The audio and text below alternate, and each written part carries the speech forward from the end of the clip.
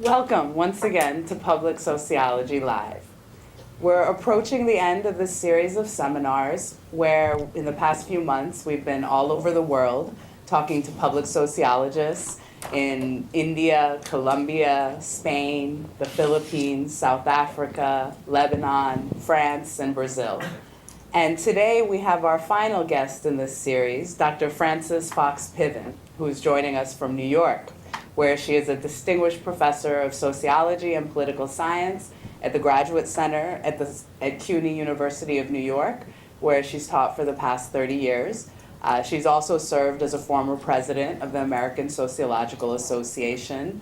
But we are extremely excited to have Dr. Piven with us today because in many ways she serves as an exemplary case of a scholar who's devoted her career to engaging with the public through her work as a sociologist. In 1972, Dr. Piven published her classic book with Richard Cloward, Regulating the Poor, where they scrutinized the ways in which state welfare policies serve to regulate and discipline the poor. But what distinguishes Dr. Piven's work is the manner in which she's always combined academic research with public engagement and political action. Thus, in 1966, she co-authored with Cloward the now infamous article in The Nation magazine entitled The Weight of the Poor, A Strategy to End Poverty, where they advocated for organizing among welfare recipients as a strategy for political and economic reform. During this period, Dr. Piven also helped to found the National Welfare Rights Organization, a grassroots organization of welfare recipients, and throughout the 1980s and 90s, she continued to campaign tirelessly against punitive welfare reform policies. In 1988, Dr. Piven and Cloward published Why Americans Don't Vote, which analyzed the ways in which electoral practices in the US are structured to marginalize the poor from exercising their right to vote. Once again, always linking her academic research to forms of public engagement, she co-founded Human Serve, an organization devoted to increasing voting among the poor by integrating voter registration into social service provisions, eventually leading to the National Voter Registration Act of 1993. Now, much of Dr. Piven's work is focused upon power from below, or the possibilities for popular social movements to affect change. A major thread throughout her work has been the idea that even the most marginalized communities have forms of what she calls interdependent power, or the ability to disrupt institutions that depend upon their cooperation. In the context of the US, Dr. Piven's work has illustrated how the interaction of disruptive popular social movements and electoral politics have actually worked to generate democratic reforms throughout American history. And so today, we look forward to discussing this idea of interdependent power, or power from below, and considering the implications that it has for our efforts at public sociology. But more generally, we are very excited about this opportunity to engage with a scholar who in many ways seems to have perfected the art of integrating academic research and teaching with policy efforts, advocacy, and public engagement. So please join me in welcoming Dr. Frances Fox Piven. Thank you. Thank you so much, That was a Dr. lovely Piven. introduction, by the way. Oh, thank you.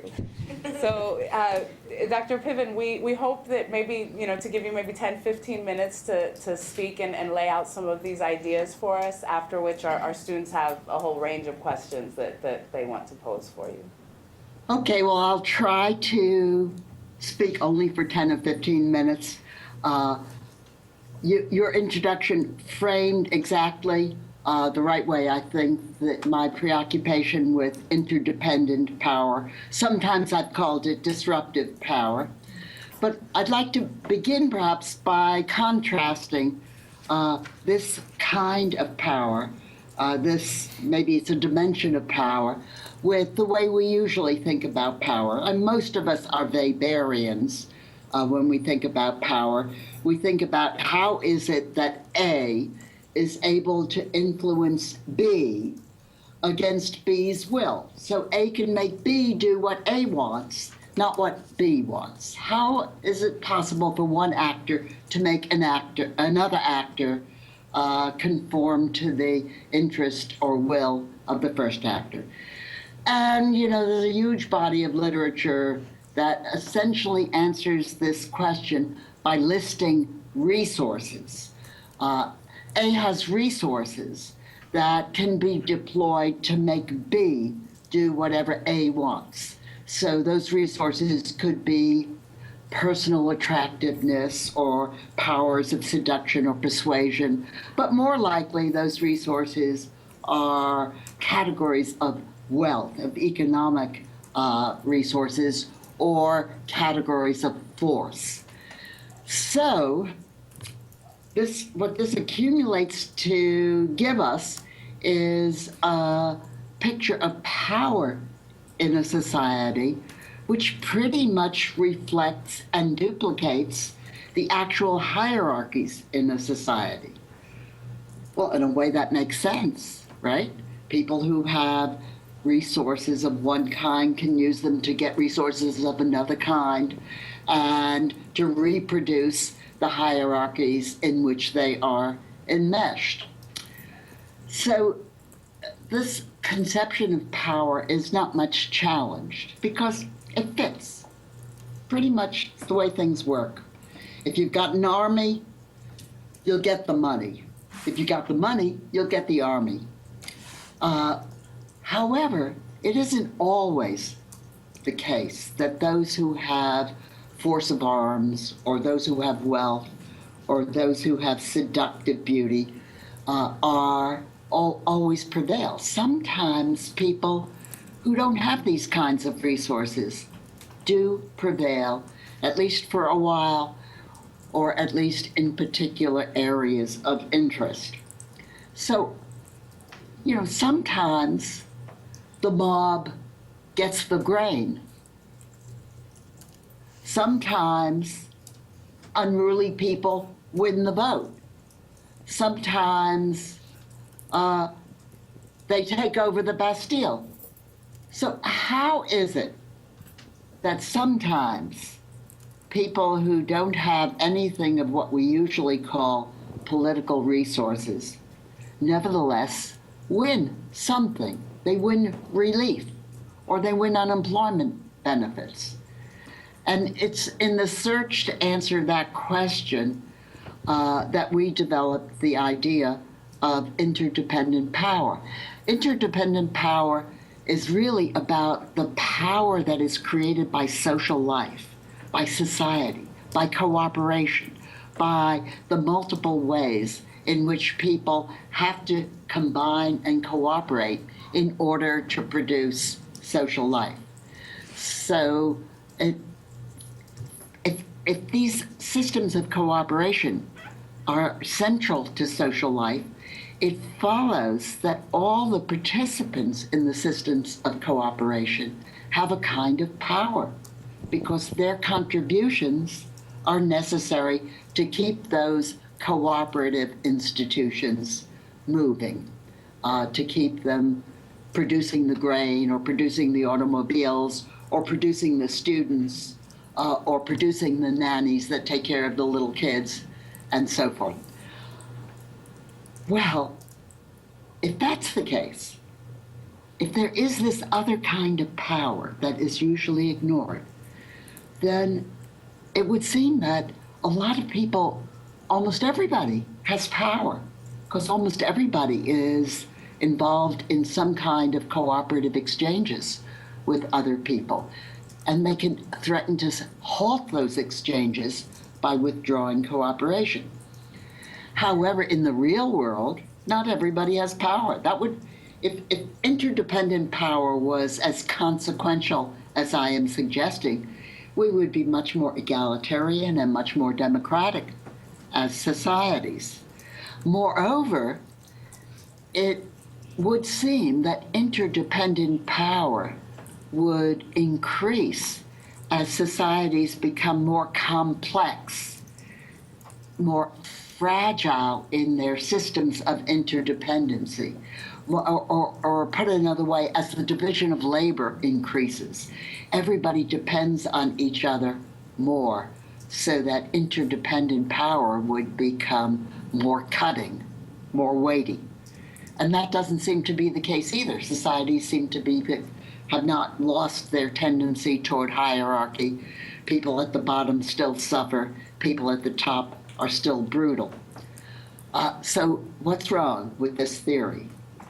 And we think what's wrong with the theory is, just taken by itself, is that it doesn't take into account how difficult it is to act on interdependent power.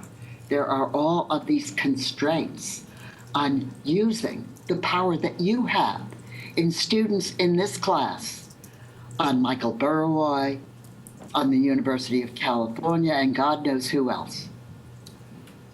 What are those constraints? Well, the first constraint is, most of the time, you don't think you have any power over your betters, or over those who are above you in one or another system of hierarchy. It's very hard for people at the lower end of systems of cooperation to see that the system of cooperation actually depends on them, on me. And one of the reasons it's so hard is that those who sort of produce the rhetoric that defines what's going on deny it.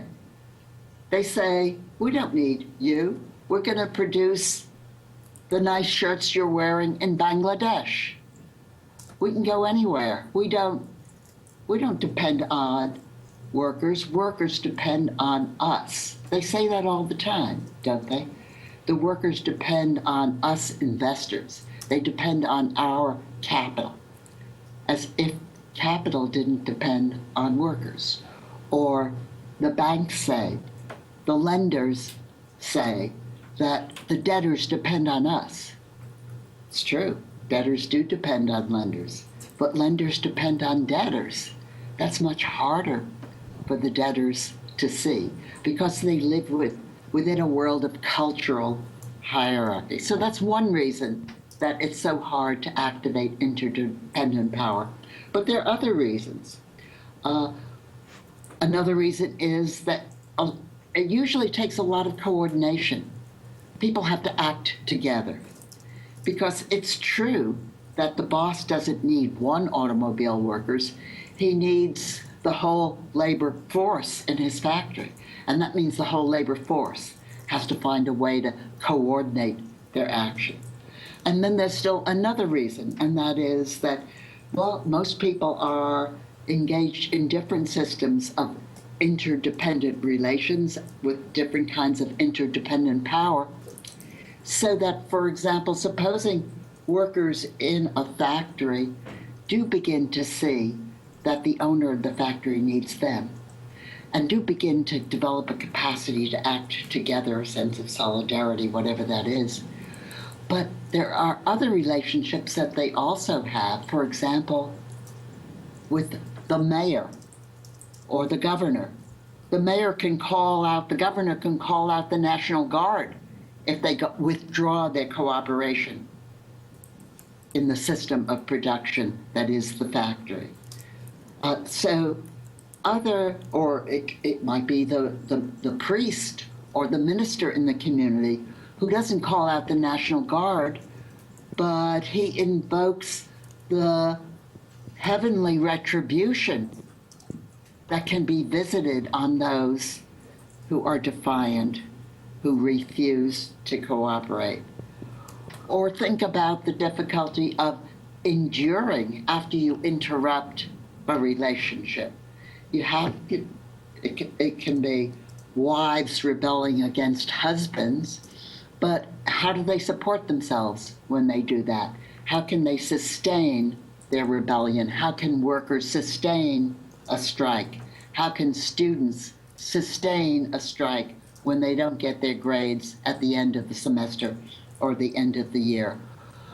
So you have to be able to endure. But I think there's one overriding obstacle to acting on interdependent power that is more important than these obstacles, and that is that it is almost always against the rules to interrupt a cooperative relationship that is enmeshed in an institution.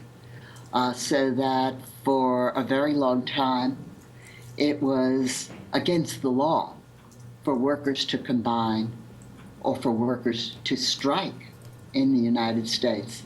And you know, it's still against the law for most public sector workers, who are most unionized workers, still against the law for them to strike. Or it's against the rules for you guys to walk out of your classroom right now and refuse to hand in your assignment. Or it's against the rules for students not to pay their student loans. You know, they have a lot of power over those banks. Student debt hit the $1 trillion mark this week. But what if students decide not to pay that $1 trillion? The $1 trillion is what makes the banker dependent on the students. Not just the students depend on the banker. Yeah, that was before they got the money. But now they've got the money. The banker depends on the students to keep their accounts in shape, to show a profit at the end of the year. Why do students just default on their loans? Well, because it's against the rules. And if you act against the rules, there are big sanctions, aren't there?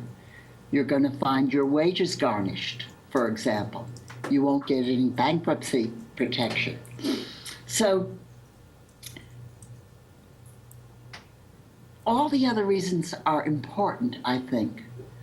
But historically, it often is the challenge, both the sort of cultural and psychological challenge of breaking the rules and the fear of what will happen when you break the rules that constrains people from using what is the most democratic kind of power one can imagine, the power that stems from the cooperative relations that are society, that constitute society. All right, go ahead. Thank you.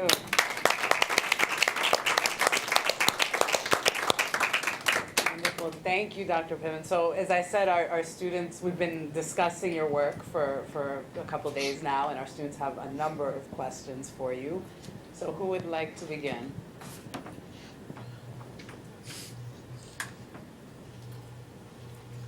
Julie. Hello, Professor.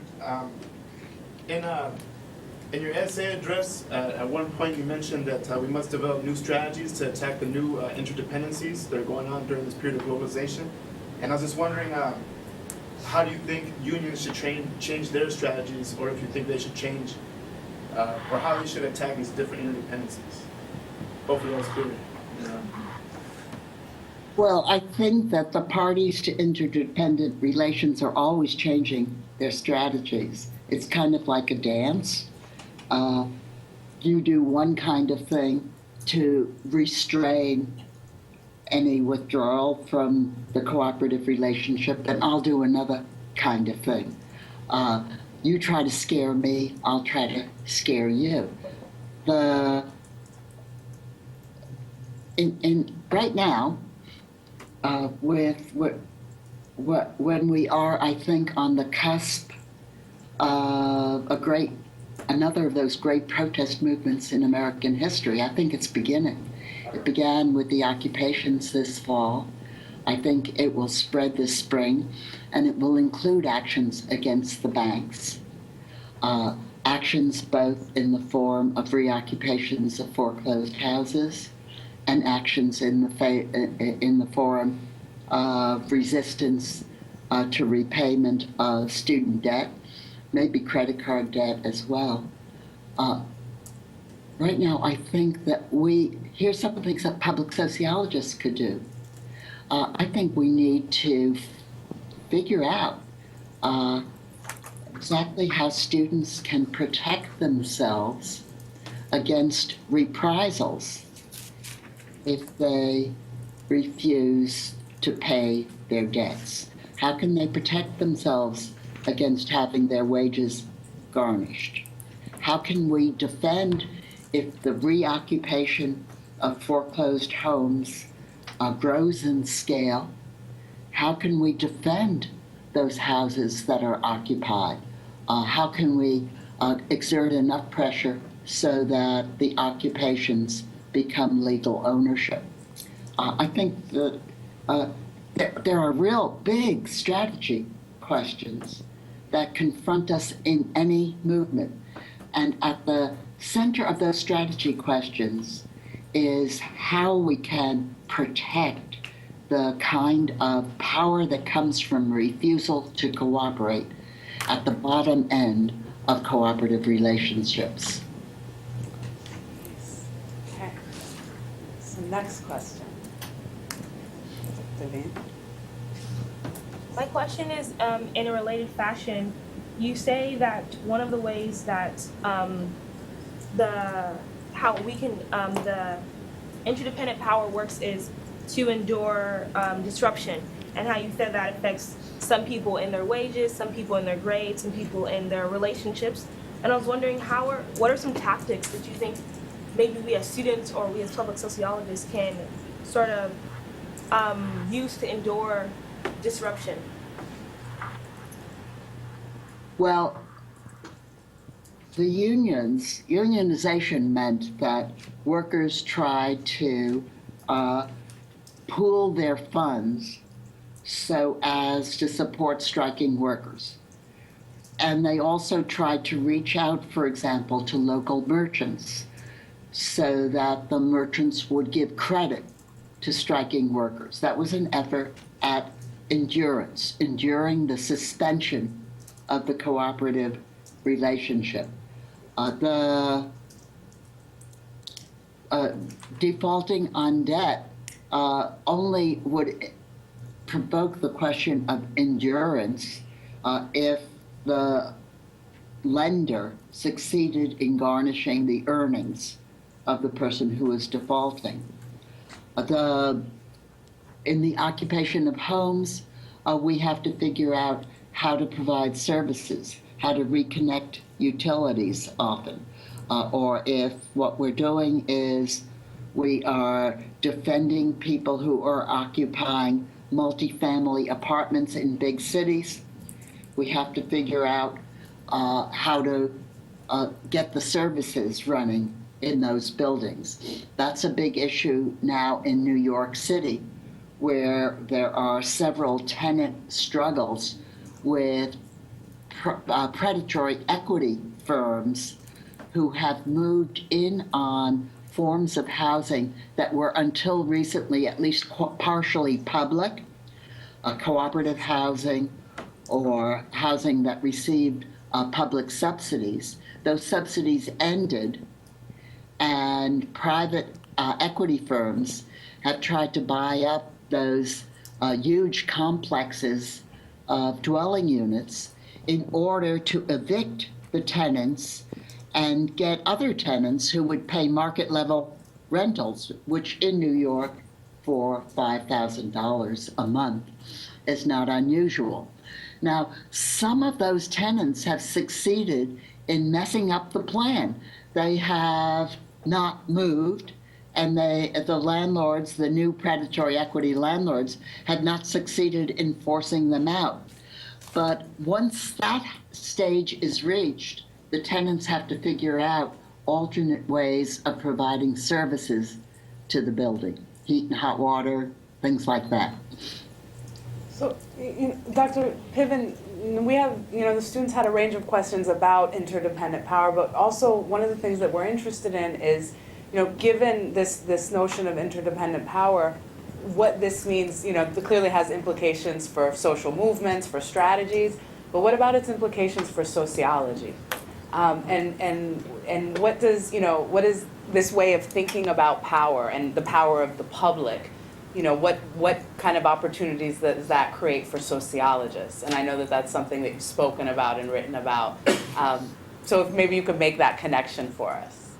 Well, it creates opportunities, I think, to make the study of social movements both more interesting, more relevant, more important, because we can look at protest movements in particular as I think they should be viewed, as efforts to exercise power, often efforts to exercise power from the bottom end of social relationships.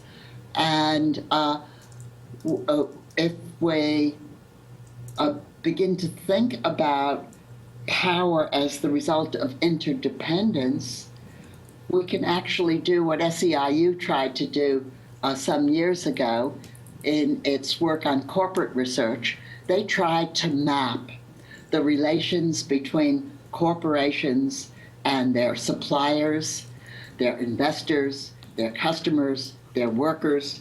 And the idea was that all of those relationships suggested vulnerabilities which an activist union could use to prod the corporation to do better by its workers.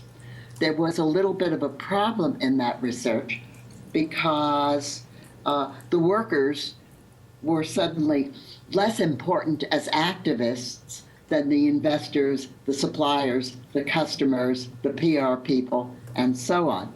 But the idea is, the basic approach is to look at the web of interdependent relations to discover sources of power on the bottom of the society that can be tapped if people recognize that power and if they form the solidarities that enable them to act on that power.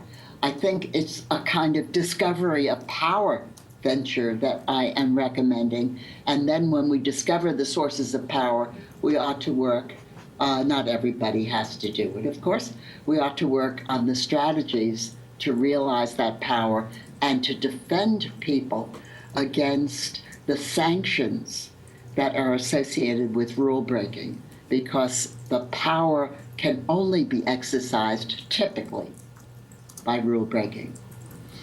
Good. So, more questions?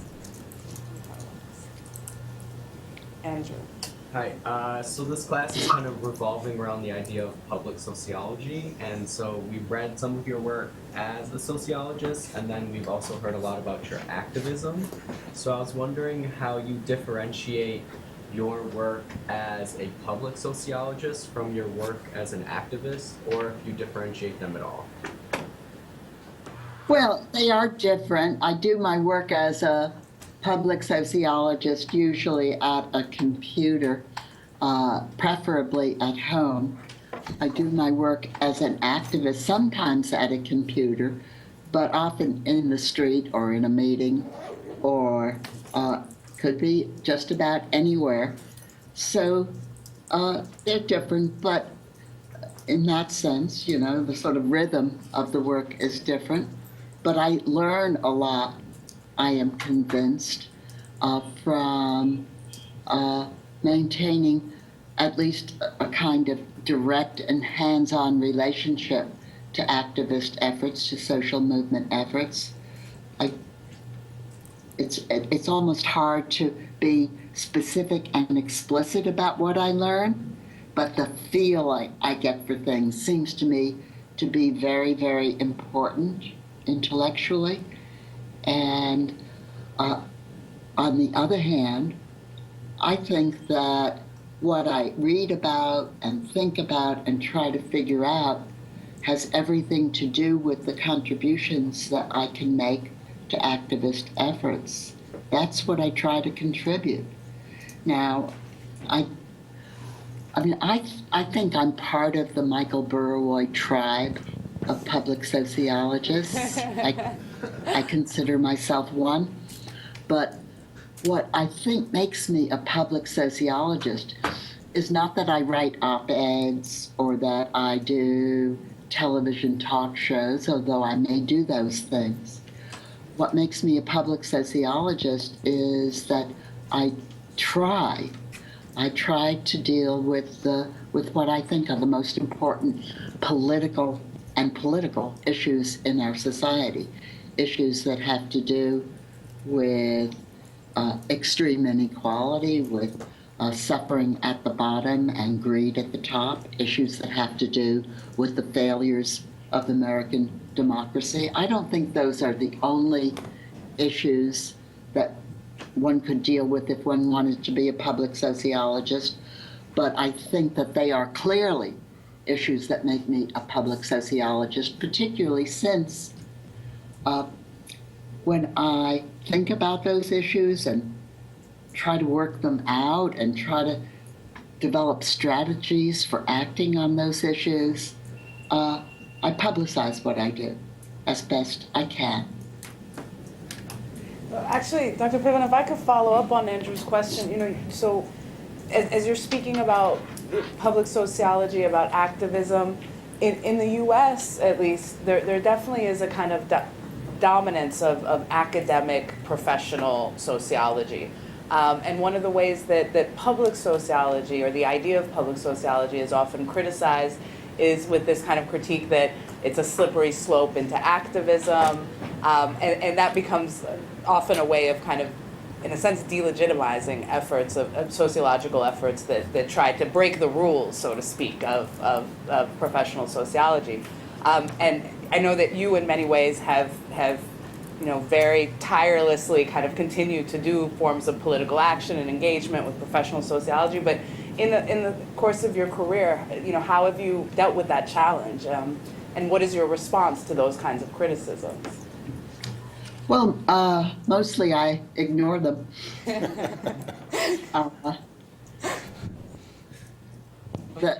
It's Yeah, like that's wonderful. That's actually the best response we could have asked for. I mean, it's like a lot of academics think that, and this is truly shallow of them, they think that you shouldn't take sides on these issues, that to be a partisan of, partisan of democracy is to be biased. I think that I am a partisan, and everybody knows I'm a partisan. My students all know I'm a partisan. I give them things to read that are written by other partisans on the other side of these issues. What's the problem? There's no objective truth in matters of this kind, so forget about it. I do think, though, that it's difficult for young academics to retain, if they ever have, a commitment to democratic activist intellectual and public life. And it's difficult because a lot about the academic career path dampens enthusiasm for what we'll call activism, for political activism. And it does this, it dampens enthusiasm because, we come up, as we move up, if we move up, we come up before so many hurdles, and we're constantly worrying about what our colleagues think of us, about the comments that are made about our presentation at the American Sociological Association. We want to get an article into the referee journals. We want to get 6 articles into the referee journals. We want to get a continuation of our contract, and then we want to get good recommendations, and then we come up for tenure, and we want to get tenure, and somebody says to us, they always say things like this, well, you can be an activist after you get tenure. This is so aggravating to me because, the people who wait till after they get tenure, they don't go back to being enthusiasts with real connections to political work. You really do get into the routine of being an academic. That's okay. That's really what you want. But I don't know why you would want that, because you're missing out on such a good life. Wonderful. So, Dr. Piven, I think we have time for a couple more questions. Take a couple more. Hi. You've been attacked by the right-wing media, which has portrayed you as like a violent revolutionary figure, and I'm just wondering if you could elaborate on what your position on violence is and how it relates to social movements and interdependent power. Well, let me say first that, I've never been a revolutionary, and I want to explain why. Because I think a lot of revolutionary talk is very appealing, very attractive, but I have always been scared off by the fact that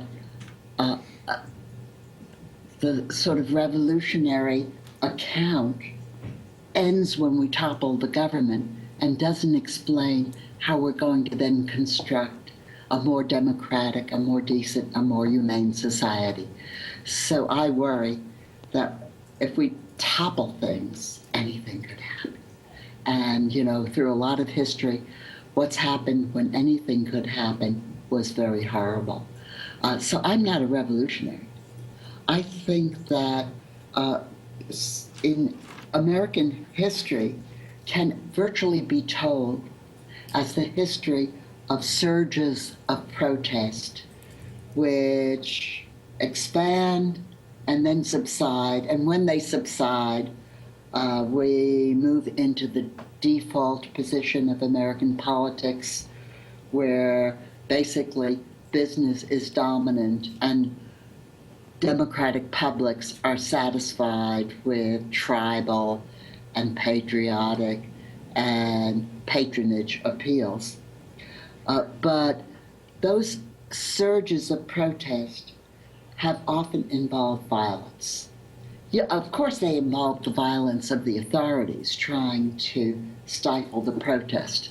But it's also been true that strikers have often been violent in the effort to protect what I called their interdependent power, their ability to withdraw their labor.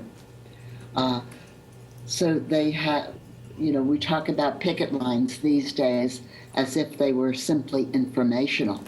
But the picket line developed as a way that workers tried to use their physical presence, their brawn, to prevent scabs from taking their jobs. The labor movement has a violent history. Even the civil rights movement, so renowned for its nonviolence, for activists taking on virtually the role of Jesus on the cross and agreeing to be mauled and to be slapped and to be brutalized rather than engage in violence. Well, that movement had shadows of violence behind it.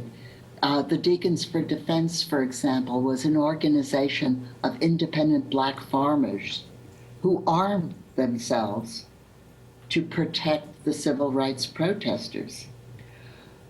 So, I don't take a strict position on nonviolence, because I think nonviolence has been, often for very understandable good reasons, has been integrated with protest historically.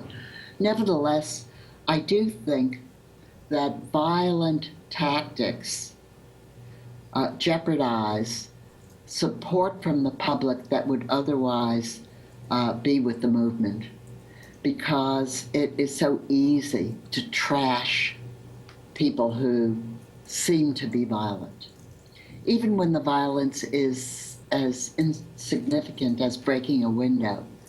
So I think nonviolence is a good strategy most of the time. Not always, but most of the time. So when we have David and then Naomi. Hi, Dr. Piven. Hi. I wanted to ask you, do you think it is easier or there is more potential to bring change by working with the system, than from a bottom-up approach of social disruption? Like, for instance, you do a lot of work with different organizations that have affected policies and legislation, like the Voter Registration Act. That's working through the system. Do you think it's easier to bring change that way than interdependent power? Well, you're right. When we worked for trying to open up the system of voter registration, we enlisted advocacy, voting rights advocacy groups as allies. We formed a coalition that lobbied in the states and lobbied in Washington, D.C. And you're right, it was thanks to that, it was called the Motor Voter Coalition. It was thanks to that coalition that the legislation was passed. However, the legislation accepting for the driver's license registration, the legislation largely was not implemented. It was just as simple as that. The states passed enabling laws. They did that.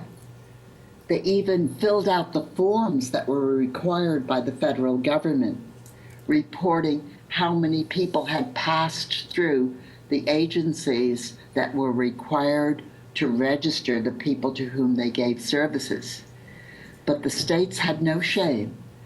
They would write down 100,000 people were processed in food stamps. How many people were registered? 0. No shame. And the Justice Department did nothing about it. So I'm willing to try to do stuff any way I can think of.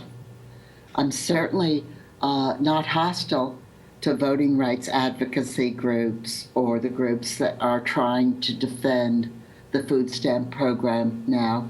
I consider them allies. But I do think that the most effective force for humanizing American society, for defending the safety net, for expanding democracy, for restoring unions, is the protest movement. Thank you. And one last final question, Naomi? Hi, Dr. Piven. My question is just, what's your vision for the Occupy movement? Oh, well, very broadly and quickly, my vision of the Occupy movement is that, well, I think it should find some new spaces. I think in general, it was not so important that the tents were gotten rid of and that they lost their spaces in public parks. But I do think they need a place. They need to be somewhere. Just like a good strike has to have a picket line, and the picket line is where you go to find out what's happening. So I think Occupy has to relocate, occupy some other spaces. Maybe it doesn't have to be in Wall Street. It could be a university building, but we ought to know where they are. But that's a sort of a minor point. I think the big challenge is whether Occupy can put power behind its slogans. We are the 99%. By expanding on what so far has been small-scale defenses of homes that are being foreclosed, by expanding on its preliminary efforts to ally itself with striking workers where strikes are occurring, and by expanding on its campaign against the banks, which it will include a lot of demonstrations at shareholder meetings, but I think the real way to exert pressure on the banks is to threaten the balances that they are keeping in the form of mortgages on homes that are underwater, mortgages that are way above market value, by threatening that enormous student debt, which they plan to collect on this, through the sweat of students who a lot of them are unemployed now, but as soon as they get a job, they're threatened with the garnishment of their wages if they don't repay their those debts. So, but it's this broadening out to the issues resulting from extreme inequality that affect so many people in the American public that I think is the way, and broadening out rhetorically and through defiant, cutting actions that exert disruptive pressure on American institutions. That is the future I hope for Occupy. Wonderful. Well, thank you so much, Dr. Piven. As I said earlier, we're coming to the end of this series, and next week, Michael and I and all of our students here will be having a conversation attempting to kind of wrap up this whole series of public sociology. So we are very, very grateful that you are been with us today, and I can't imagine a better person for us to conclude with and kind of go out with a bang. So thank you so much, Professor. Thank you. Pleasure to talk to you. Very good.